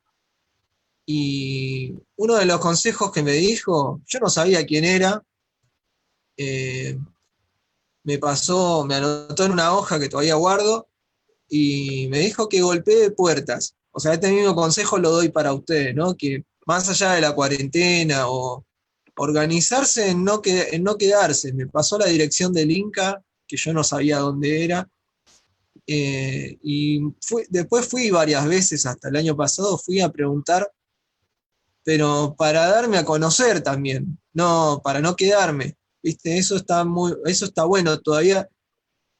Yo creo que tenemos que hacer ese ejercicio los cineastas de ponernos en contacto con el otro, eh, a ver qué está sucediendo, más allá de lo que esté pasando, ¿no? No quedarnos con, bueno, no podemos filmar, pero veamos cómo lo podemos hacer, esa energía, ¿no? De salir y enfrentar la adversidad. Creo que, que me parece que todavía tenemos alguna herramienta para no quedarnos. Sí, es muy interesante Eh, lo que estás diciendo, Mati. no sé, Ahí Hernán, quería decir eso. sí, perfecto, gracias. Ahí Hernán pregunta, ¿qué se sabe sobre el lugar de rodaje de Nazareno Cruz y El Lobo? ¿Las escenas de la Salamanca fueron rodadas en locaciones naturales o en estudio? No, fue todo hecho en estudio. eh, fue, fue hecho en estudio, me parece. A ver, para. La Niceto fue hecho todo en estudio y sí, fue hecho en estudio. La escena de la Salamanca, la última cuando lo matan, eso sería.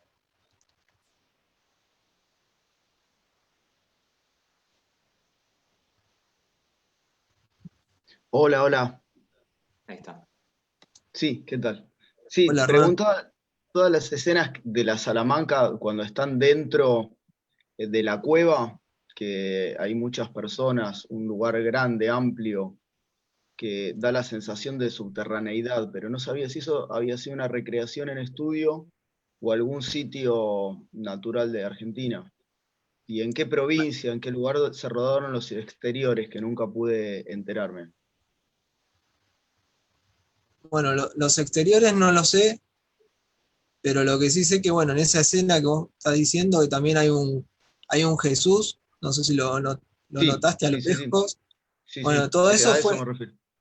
claro, todo eso es todo decorado. Él armó todo eso decorado, la montaña, la chiguana, todo eso lo recreó él. Y bueno, en esa escena también, donde está Alfredo Alcón, Claro. todo, todo eso lo creó él, porque él, eh, bueno, como que trabajaba, digamos, con sus ideas. No es que hoy es un cine diferente, digamos. Ellos venían pensar en el estudio,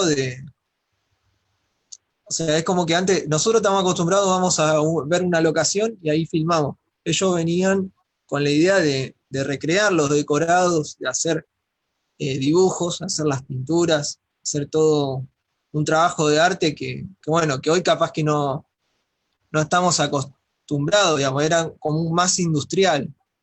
Claro.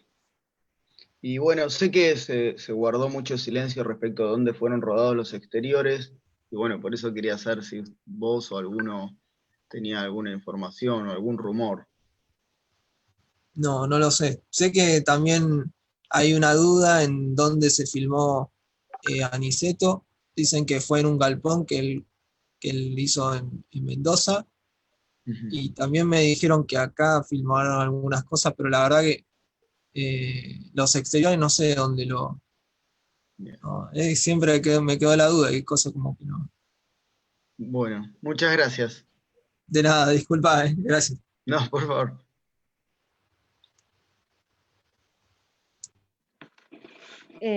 Ahí Jorge decía, después de Nazareno, ¿cuánto tiempo tarda en volver a filmar Moreira? ¿Coincide con su exilio? Igual Damián le dijo, Juan Moreira en 1973 es previa a Nazareno Cruz y El Lobo en 1975. Después únicamente filmó Soñar, Soñar en el 76 y no volvió a filmar hasta que fue Gatica de Mono en el 93, creo. Pasaron varios años.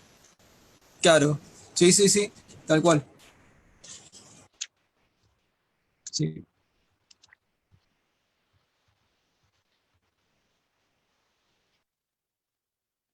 ¿Quiénes vieron alguna peli de Fabio acá? Compartan, van a ver sus experiencias. ¿Alguien no vio ninguna? ¿Alguien se va a ir de acá con las ganas de ver alguna? Nadie dice nada. ¿Pueden activar los micrófonos? ¿Pueden hablar? ¿Tengan miedo?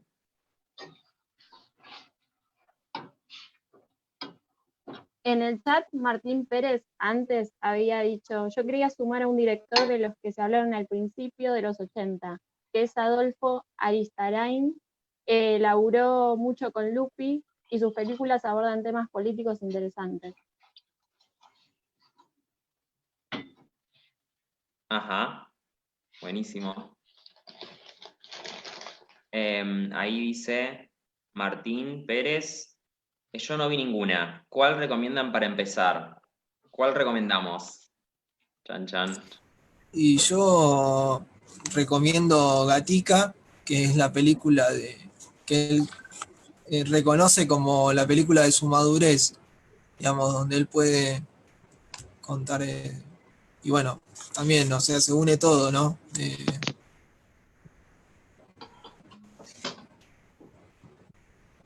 Yo fue esa la única que vi, que la enganché en Cinear en la televisión y la verdad que me gustó mucho y es como que está muy marcada por la historia, cuando cae Perón, cuando muere Eva. Está muy bueno. ¿Cuál? No escuché. Gatica, la del boxeador. Yo quiero comentar mi experiencia. Soy Lisa, ¿me escuchan bien? Sí. Bueno, yo me enamoré de Fabio por Nazareno, justamente, porque mis padres eran muy fanáticos de Fabio, más mi papá, bueno, y mi mamá también. Ellos se enamoraron con esa película, bueno, y fue como que me la trasladaron, y me parece de una magia sublime lo que logra hacer esto que ustedes comentaban, que él era un hacedor de sueños, ¿no? La verdad que Nazareno es un sueño, toda la película completa.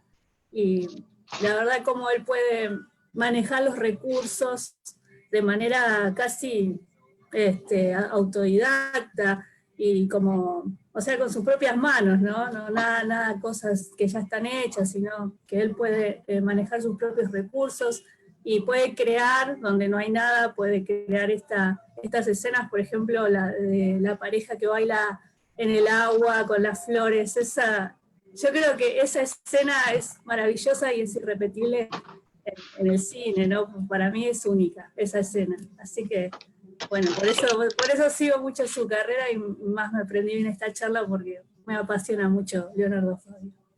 Es un grande y bueno, gracias Fabio por tanto, es lo que voy a decir. Gracias, Lisa, a vos por compartir.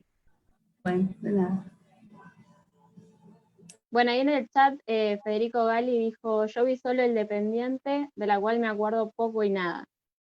Y después Francisco dice, yo también quiero destacar a Eliseo Subiela, un director con muchos años e ideas plasmadas en el surrealismo, quien hipotecó varias veces su casa para sus producciones finalizando con su último film, Paisajes Devorados, con la actuación de Fernando Birri, un genio. Sumo a eso que coincido y yo vi Hombre mirando al sudeste, que es una película que, digamos, de los años 80, ¿no? De la recuperación de la democracia, que trabaja un poco la cuestión de la neurociencia, de la memoria, de la cuestión de la cabeza, ¿no? Pero un abordaje de la memoria más de la ciencia ficción, ¿no? También incluso. Y después estuve viendo una entrevista justamente ayer de él en YouTube, que la recomiendo, búsquenla, son fáciles de encontrar las entrevistas de Eliseo Subiela. Y el tipo decía que estuvo por 9 meses yendo al Borda, porque primero hizo un documental sobre el Borda, ¿no? Y de ahí salió la película de El hombre mirando al sudeste. Y nada, es sorprendente cómo también muchos directores de nuestro cine, ¿sí? Se relacionan con el documental en una primera etapa. El documental es como más, digamos que es más sencillo incluso económicamente hablando de poder realizar, ¿no? Porque, qué sé yo, agarrás la cámara, el tipo agarró la cámara, iba todos los días al Borda y bueno, primero que entabló una relación de amistad con las personas del hospital y del psiquiátrico y después hizo un documental y después hizo la película. Así que nada, sí, muy buen aporte ese. La única película que vi de Fabio fue Crónica de un niño solo, sí, yo la vi también, muy buena esta película. Yo quería comentar también de Subiela, si quieren buscarla, una muy buena película, El lado oscuro del corazón, que fue hecha en 1992 también, que bueno, también él en una de las entrevistas lo que dice es que tenía una cama, digamos que bueno, esa cama él empezó teniendo los objetos también, o sea, es como que es un cine también bastante independiente, que está muy interesante, o sea, después si quieren pasamos los links de la pelis que vamos nombrando, y bueno, si alguien más quiere hablar, o sea, está bueno que aporten, está bueno que cada uno dé su opinión, su punto de vista y que conozcamos todos más de lo que no sabemos, digamos. Estamos todos en la búsqueda. Así que bueno, gracias. Ahí dice Damián, tema aparte, quiero recordar a Rosario Blefari, quien protagonizó la película Silvia Prieto de 1999, dijo, quien dejó este mundo hace unos días. Y ahí pasó el link en el chat. A guardarse el link. Perdón, Lucas. Sí. Voy a irrumpir acá un toque. Dale. Porque hablaron de Silvia Prieto, que justamente es una película del nuevo cine argentino, digamos, que se va a hablar la semana que viene. O sea, que esta película va a formar parte, digamos, en cierta forma de ese vistazo que queremos hacer a ese tipo de cine. Pueden entrar al link y ver la película para estar preparados para el encuentro que viene. Además es un peliculón, se los recomiendo a todos. Claro. Muy bien. Bueno, vamos a hablar de Rapado, justamente, que es la primera película de Regman. Próximo encuentro. ¿Qué direct vamos a ver? ¿Cómo? ¿Qué director vamos a ver el encuentro que viene? Caetano. O sea, vamos a hacer foco en Caetano pero hablar también un poco, digamos, de otros directores del nuevo cine argentino como Stagnaro, Rechman, Lucrecia Martel. La Ciénaga, ahí. La Ciénaga. Francisco dice, yo realicé un trabajo a modo de homenaje para Eliseo Subiela, tengo descargadas la mayoría de sus películas por si alguno quiere, así que ya saben. Bueno, ¿cómo hacemos para que lleguen acá al espacio, Fabio? Claro. Me lo pasa a mí y yo se lo... Bueno, Frank, pasame después a mí y se lo envío. Si quieren así, Dale. pues ya está genial eso. Gracias. Tenemos una filmoteca que ¿quién había hablado del link? Si estaba... ¿Quién había dicho eso? Bueno, el link no está porque lo reemplazamos por el formulario de inscripción al encuentro, pero... vos dijiste eso, Lau. Pero, bueno, lo reinstalaremos en esta semana, pero pasa que vamos a necesitar el link ese de nuevo para la próxima inscripción. Estaría bueno que si todos los que están hoy acá quieren participar del próximo encuentro, que es el próximo domingo de nuevo, pueden mandarnos, se lo vamos a, ya no hace falta que se vuelvan a inscribir, a eso me refiero, ¿no? Les vamos a mandar el link, o sea, el domingo que viene de nuevo, para que nos juntemos de nuevo acá y vamos a hablar de lo que dijo José Luis. También vamos a pasar una producción audiovisual breve que hizo, un corto que hizo José Luis. Está muy bueno. Vamos a hablar un poco de esto de apreciar lo nuestro, lo propio, lo de acá. Y yo quería agregar, para compartir un poco... Están pidiendo los PowerPoint y todo lo que vimos hoy. Bueno, el PowerPoint... vamos a retomarlo un poco el final la semana que viene porque justamente con la nueva ley del cine, que es la que nace en los 90, es cuando nace, después voy a decirles bien la fecha de cuando nace la nueva ley del cine, cuando se incorporan las dos A al INCA, cuando pasa de ser INC a ser INCA, con dos A, que es Artes Audiovisuales, ¿sí? Que es un nuevo paradigma en el ambiente del audiovisual, donde se concibe ahora, además del cine, sino al audiovisual en su totalidad, porque el cine se expande sus fronteras y ya trasciende lo que es la sala de cine, ¿no? Ya estamos en una etapa donde el televisor llegó a todos los hogares, o a la gran mayoría de los hogares, y ya se anticipa una expansión de eso en lo que vendrá, que después van a ser lo que hoy es la multipantalla, que es la pantalla del celular, ¿no? El consumo de audiovisuales por el celular, y bueno, un montón de cosas que se incorporan. Y lo que yo quería compartir, ahora me olvidé, me colgué de eso. Bueno, quería compartirles algo y ahora se me colgó. Bueno, no importa. ¿Quién quiere compartir algo más? ¿Alguna otra reflexión?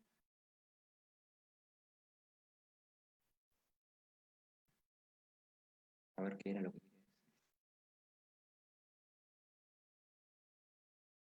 decir. Lucas. Sí. Jorge, no, bueno, yo agradecer a Matías que me invitó, yo soy nada más que un cinéfilo, pero realmente todo lo que planteaste en relación al planteo de mirar los autores, películas como Rosas, el otro día vi Facundo de Sarquís, y realmente uno se va metiendo en un mundo de decir, mismo también lo que decís como es de Camila, de Bember, en relación a lo que hizo Fabio. Digamos, hay mucha diversidad de ideas, de pensamientos, pero qué grande esa mirada hacia nosotros, ¿no es cierto?, que por ahí nos hace tan particular. Realmente eso es algo que he descubierto a través de mi hijo que mira mucho cine nacional, y realmente es realmente muy, muy emocionante poder verlo, ¿no es cierto?, de que hay gente joven que le interesa mucho eso, ¿no es cierto? Eso, y en cuanto a una curiosidad, yo cuando miré Nazareno, que lo volví a ver varias veces, además de todo el efecto emocional que provoca Nazareno en uno, la parte en que Nazareno es buscado, que hay como una pompa con música que lo anuncian, su persecución y demás, siempre intenté pensar si en determinada estética Fabio no tenía alguna influencia de otros cineastas. Pero realmente es poco el conocimiento que tengo para planteármelo. Pero yo creo que Fabio me llega a conmocionar tanto como Pasolini. Es algo fuerte realmente el cine de él, ¿no es cierto? Y su estética. Por eso hoy asistí con tanto gusto a lo que realmente han organizado, me parece excelente. Te agradezco mucho, Matías, la invitación. Era nada más que eso. Muchas gracias, Jorge. Gracias. Por favor. Sí, hay una cosa tan importante, creo que ahí me vino a la memoria lo que iba a decir, que tiene que ver con esto de que cómo nuestro cine también es un receptor de la memoria y del testimonio de nuestra historia, ¿no?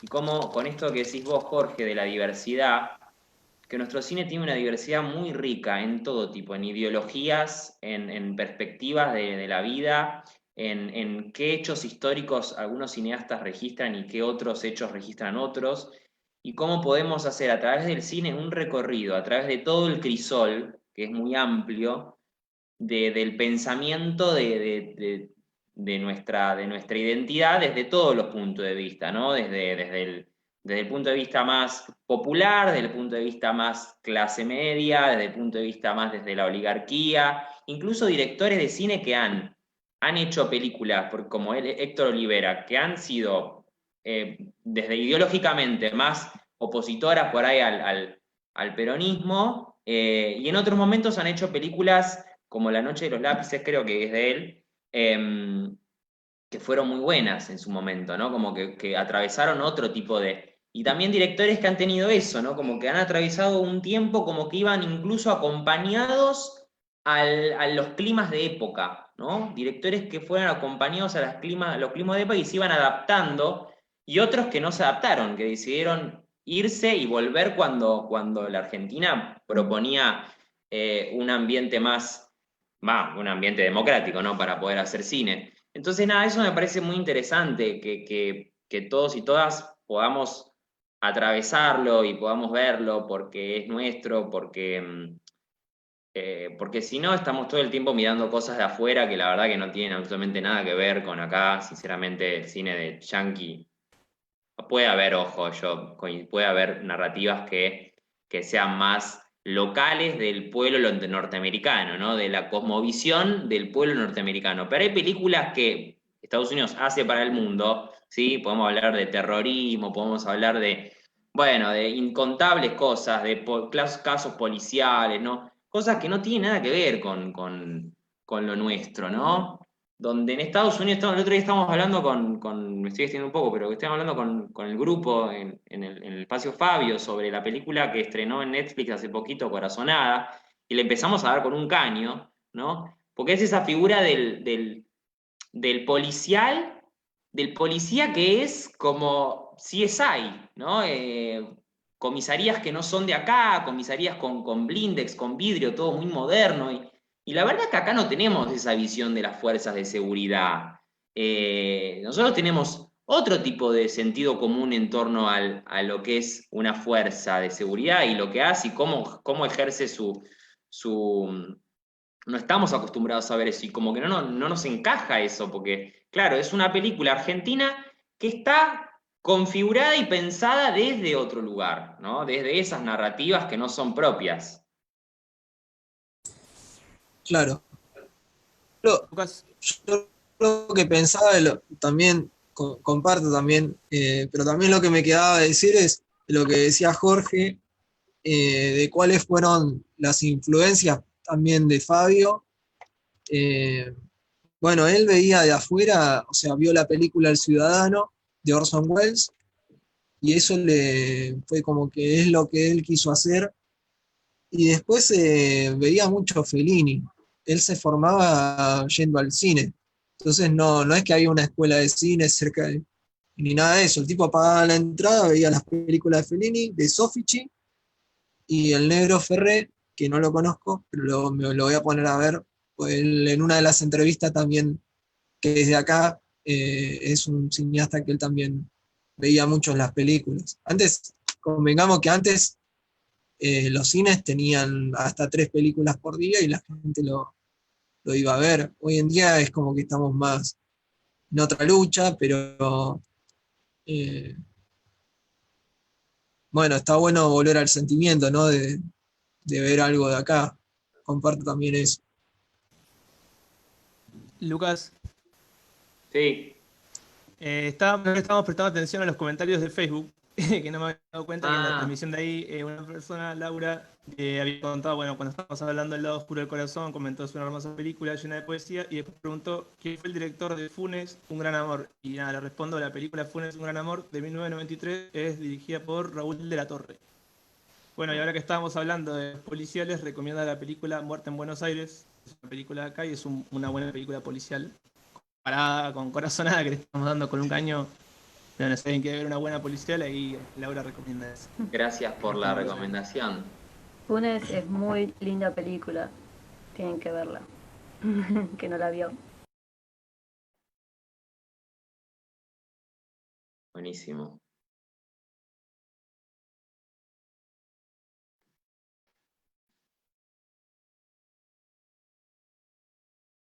Bueno. Silencio. Estamos cerrando. ¿Nadie quiere decir nada? ¿Alguna otra cosa? Lo que tengan ganas de decir, ¿eh? No, sin pelos en la lengua. Acá nadie va a rendir examen a nadie.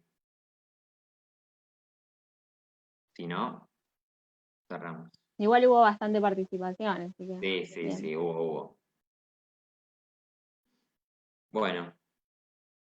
Bueno, entonces, nada, bueno, muchas gracias a todos y a todas los que participaron hoy.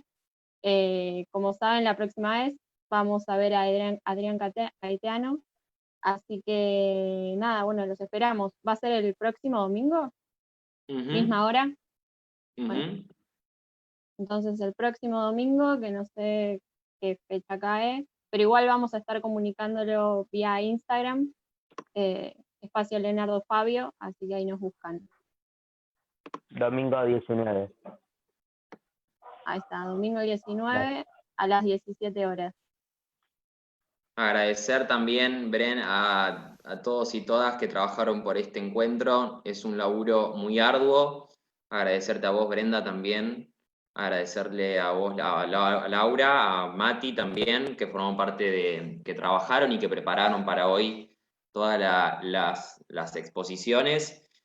A todo el espacio, el espacio Leonardo Fabio, que está abierto a la participación de todos y todas quienes quieran participar, a Darío, a Guada, que también trabajaron en el diseño de todo la comunicación para el día de hoy, que saben que por la cuarentena nuestra mayor vía de comunicación son las redes sociales, porque no tenemos la universidad y no podemos ir por los cursos a invitar a estudiantes de audiovisión y que por lo general es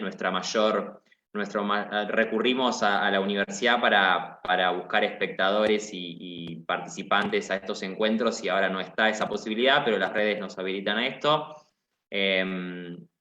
Gracias a cada uno de los compañeros y las compañeras que forman parte del espacio Fabio, que gracias a ellos y a ellas, a Dami también, que está ahí atento también y estuvo participando y estuvimos trabajando por estas cuestiones virtuales. Así que nada, es un orgullo y estoy muy contento que podamos hacer todo esto y que hayamos llegado hoy. Es un trabajo muy, muy complicado hacerlo, pero que es muy satisfactorio. Así que nada, por mi parte eso quería decir. Y bueno, y gracias a los que están conectados vía Facebook, así que ahí también vamos a estar poniendo información. Muy bien. Muchas gracias.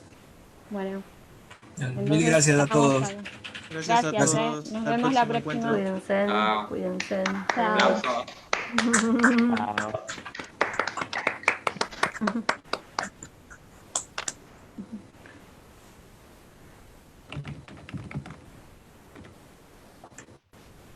Espacio Fabio se queda, ¿eh?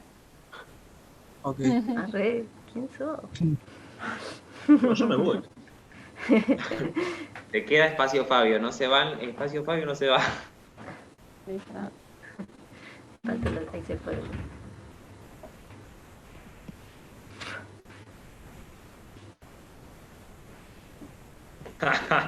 Los tengo cautivos. Ah. ¿Qué pusiste? Estas personas no se pueden retirar de acá. Ah. Acá, ¿viste? Igual no Los los puedo secuestros. dejar. Secuestro virtual se llama esto. Ah, tenemos que terminar la transmisión de Facebook. Trabajando pelotudo.